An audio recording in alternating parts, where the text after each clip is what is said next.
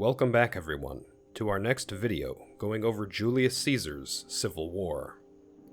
Last time, we discussed the siege of Salona, one of the first battles that occurred during Caesar's campaign in Greece.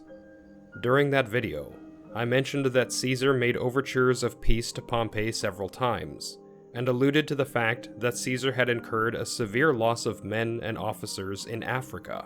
Today, we're going to go deeper into what actually happened during this failed African expedition, who was involved, and how this defeat ultimately gave the Pompeian faction a second chance in the war.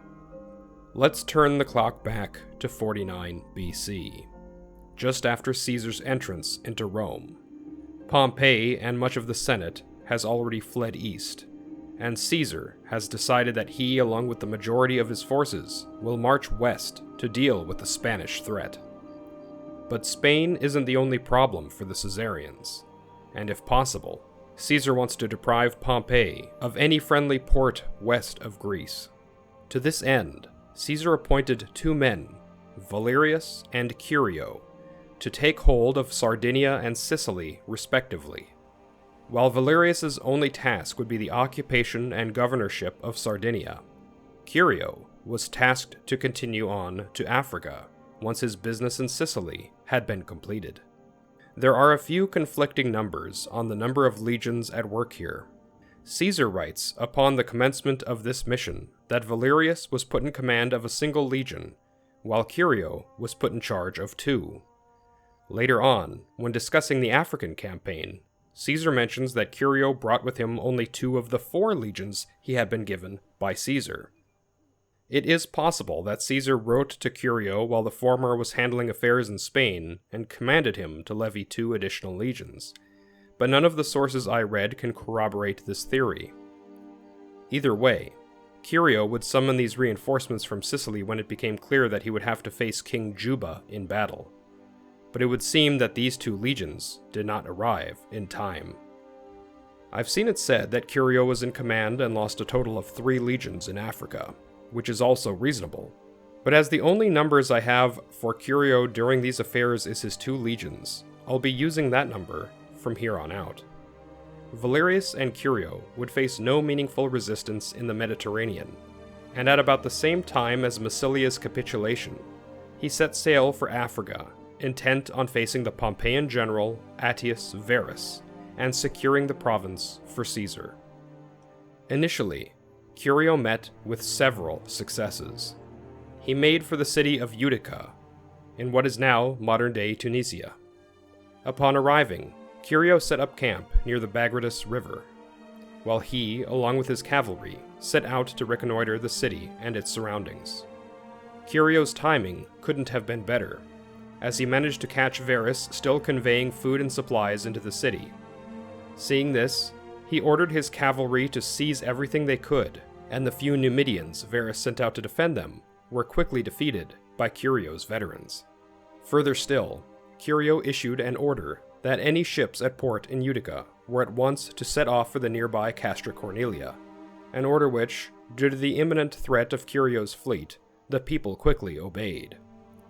These 2 small victories secured a whole variety of supplies for the Caesarians, and the African campaign could hardly have been off to a better start.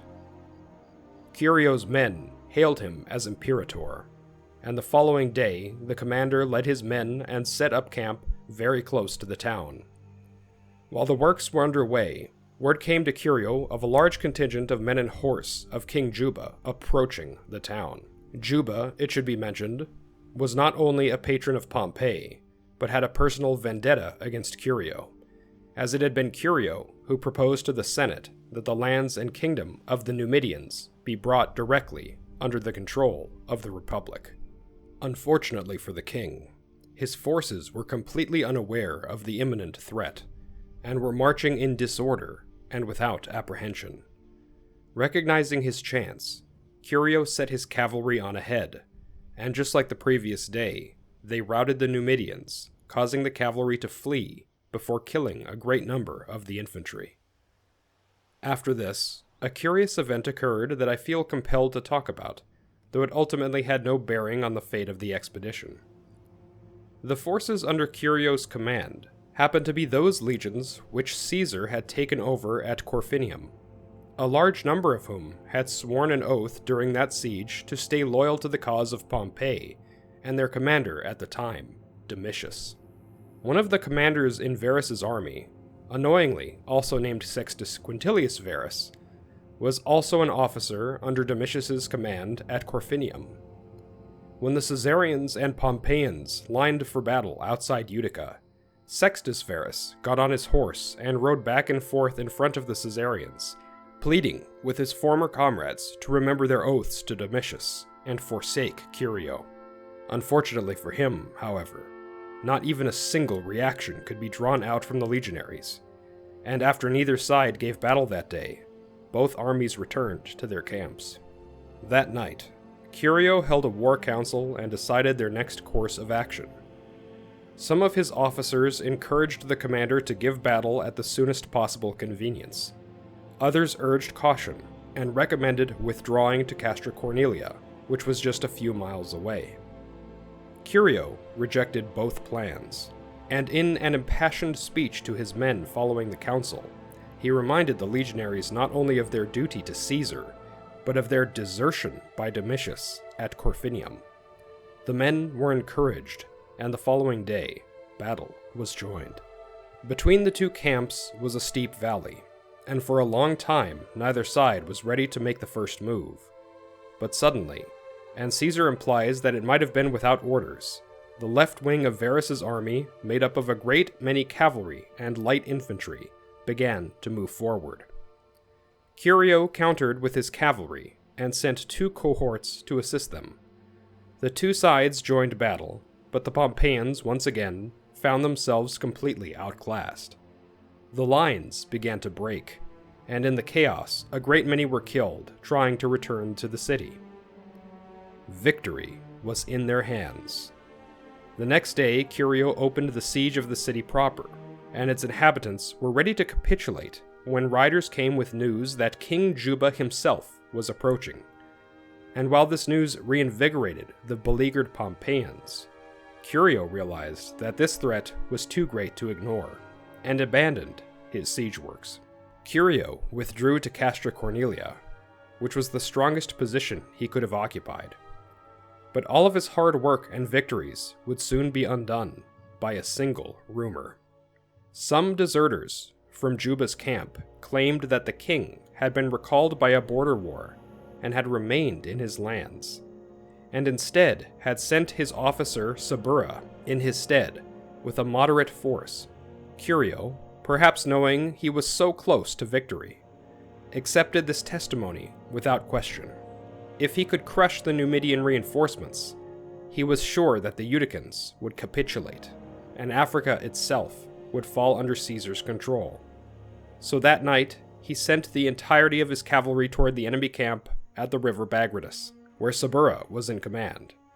Little did anyone know, however, that Juba had not remained in his lands, but was following up Sabura with the might of the Numidian army. Curio's cavalry once again caught the Numidians unaware, and in a daring raid managed to kill a great many. Curio himself left 5 cohorts at Castra Cornelia, and marched on after his cavalry a few hours before sunrise. Upon returning, the legionaries were fired up by tales of how easily the cavalry had crushed the Numidians. Curio, too, was certain that his intelligence was without flaw. Thinking the back of his enemy already broken, Curio proceeded on ahead, while the cavalry stayed behind to recuperate. He marched his men hard through dawn, a full 16 miles, as Sabura intentionally kept his distance, tiring out his enemy and buying time. But Juba's reinforcements had already arrived. 2,000 Spanish and Gallic cavalry that functioned as the king's personal bodyguard, together with 60 elephants, and the hardest veterans of his infantry. Curio's blunder had been twofold. Not only had he eagerly pursued this battle without thought to the true nature of his foe, but in sending his cavalry out first and exhausting them, he found himself with only 200 horse to support an army that was already marched to the brink of exhaustion. Curio knew there would be no turning back. He rose to the occasion, addressing his men to place their faith in their bravery. But the writing was on the wall. Slowly but surely, the Numidian cavalry, in tandem with their elephants, surrounded the Caesarians. While their numbers were depleted, Sabura's were bolstered by the continual stream of reinforcements from Juba. To his great credit, Curio did not flee. He stood by his men to the very end, ordering them to occupy a small nearby hill. When the other officers begged him to leave, he told them that he would never allow himself to face Caesar after losing those men who had been entrusted to him by Caesar. And so, on that small hill, 16 miles from Utica, every single man of Curio's infantry was slaughtered, their commander along with them. The disaster at Utica was a serious setback for the Caesarian cause. Africa would continue to act as a bastion for the Pompeians long after their general had fallen, and years later, the remnants of Pompey's faction would gather there in a last desperate attempt to defeat the man they had so recently betrayed. Thank you for watching today's video. If you made it this far, please leave a like and consider subscribing, and I'll see you in the next video.